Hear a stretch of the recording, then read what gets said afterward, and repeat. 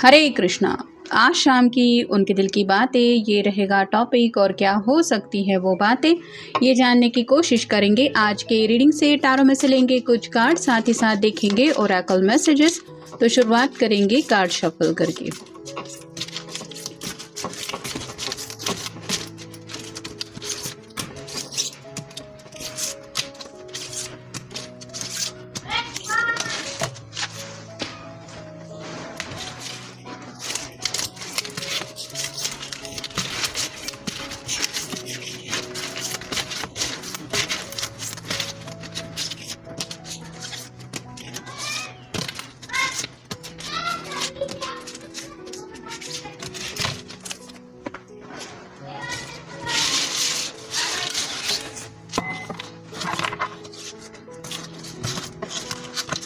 पहला जो कार्ड मिला है वो है द हैंगमैन का, फिर है eight of swords air sign Gemini Libra Aquarius, next है four of swords air sign Gemini Libra Aquarius, फिर है eight of cups water sign Cancer Scorpio Pisces, फिर है king of hands fire sign Aries Leo Sagittarius, और final card है two of pentacles earth sign Taurus Virgo Capricorn. तो यहाँ पे हमें सॉर्ड्स भी मिले हैं, वैंड्स भी मिले हैं, कप भी मिले हैं और पेंटिकल भी मिला है, जिसका मतलब ही है सभी ज़ोडिएक साइन तो आ ही चुके हैं। हैंगमैन से शुरुआत हो रही है जो बताते हैं कि ये पर्सन किसी ऐसे प्रॉब्लम में फंसे हुए हैं जहाँ से निकलने का वो सोल्यूशन तो ढूंढ रहे हैं, लेकिन उनको किसी की तो ज़रूरत है मदद की।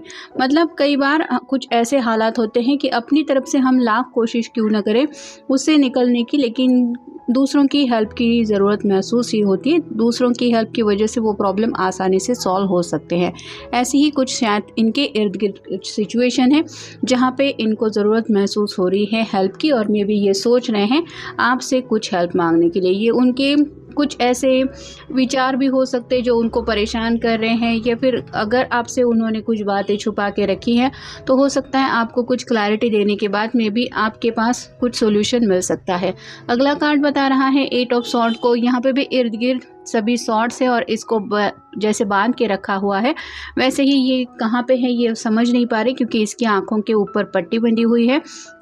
वैसे ही कुछ क्लियर कम्युनिकेशन करना चाहते हैं। यहाँ पे सॉर्ड के सभी नुकीले सिरे नीचे की तरफ है, जो बताते हैं कि बातचीत को लेके काफ़ी ज़्यादा दिक्कतें इनको महसूस हो रही है।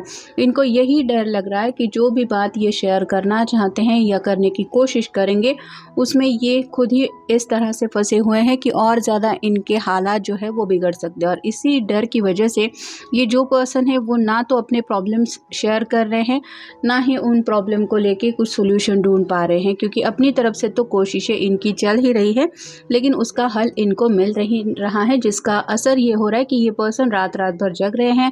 यहाँ पे भी फोर ऑफ सॉर्ड का अगला कार्ड मिला है। यहाँ पे दीवार पे 3 सॉर्ड लटकी हुई है, मतलब किसी की बातों को लेके तो ये रात रात भर सोचते रहते हैं। ये सॉर्ड के सभी नुकीले सिरे इस इंसान की तरफ ही है, जिसका मतलब ये है कि उन बातों को ये दिमाग से निकाल नहीं पा रहे हैं।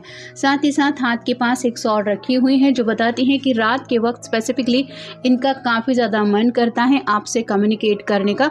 तो अभी भी ये पर्सन वही सोच रहे हैं कि मुझे अपने पर्सन से क्लियरली बात करनी चाहिए, कॉल मैसेज करके उसको बता देना चाहिए जो भी हालात मुझे परेशान कर रहे हैं, या फिर हो सकता है किसी के साथ कुछ ऐसी कहा सुनी हुई है जिन बातों को इन्होंने काफ़ी ज़्यादा दिल पे ले लिया है और इस वजह से ये काफ़ी ज़्यादा परेशान है। अगला कार्ड वही है एट ऑफ सॉर्ड का।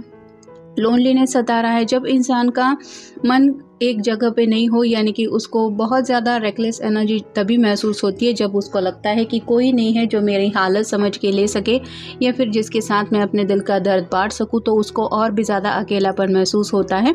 वैसे ही इनका भी हाल हो रहा है और यहाँ पे ये पर्सन टू ऑफ कप की एनर्जी में जुड़ने के लिए तड़प ज़रूर रहे हैं। इनकी दिल से तो यही चाहत है कि आपसे रोमांटिकली या फिर पहले जैसे आप दोनों एक दूसरे से कनेक्टेड होते थे उस एनर्जी से कनेक्ट हो जाए, लेकिन अकेलेपन की जो एनर्जी है उससे ये निकल नहीं पा रहे हैं। नेक्स्ट है किंग ऑफ हैंड्स का कार्ड। एक्शन लेना चाहते हैं लेकिन ये जैसे सिंहासन पे बैठा ही हुआ है, अभी तक एक्शन मोड में नहीं है। वैसे ही सोच विचार, क्योंकि वैंड रिप्रेजेंट करते हैं एक्शन को, और बिल्कुल एट ऑफ सॉर्ड के नीचे ये कार्ड आया है जो बताता है कि दिलो दिमाग में इस तरह से बातें चल रही है जिन बातों की वजह से ये उस प्रॉब्लम में फंसे हुए हैं और उनको आगे नेक्स्ट एक्शन लेने का रास्ता समझ नहीं आ रहा।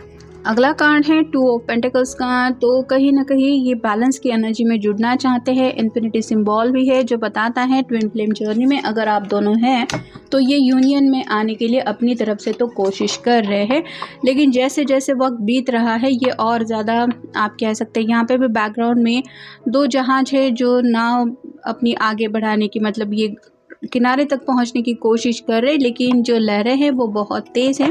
वैसे ही जज्बातों के तूफान से ये लड़ रहे हैं या लड़ने की वजह से थोड़ी सी एनर्जी जो इनकी है वो डाउन हो रही है।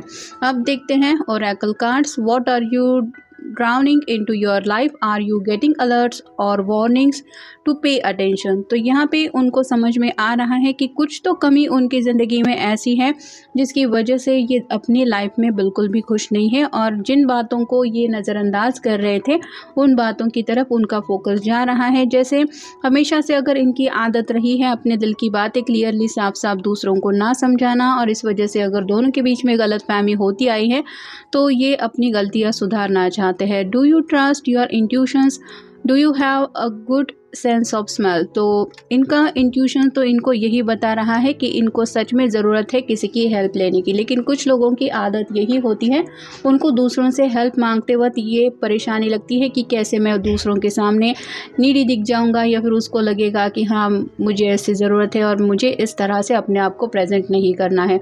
तो थोड़ा सा ईगो की वजह से कह सकते हैं, या फिर उनका सोचने का ही तरीका अलग होता है जिस वजह से वो हेल्प लेने से हिचकिचाते हैं या फिर हेल्प नहीं मांगते और अपने आप में ही परेशान होते रहते हैं।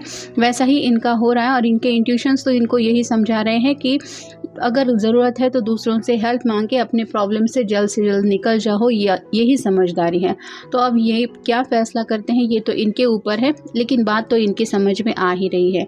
Do you stay the course and follow through a task until completion, are you able to recognize the value of the cyclical natures of life।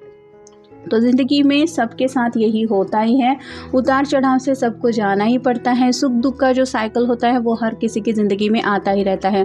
कुछ चीज़ें ऐसी होती है जो हद से ज़्यादा परेशान करती है, और कई बार मुसीबत का जो दौर होता है वो ख़त्म होने का नाम नहीं लेता, और ऐसे वक्त में इंसान यही सोचता रहता है कि आखिर कब इन सब प्रॉब्लम से मुझे राहत मिलेगी, या फिर ये सब ख़त्म होने वाला भी है या नहीं।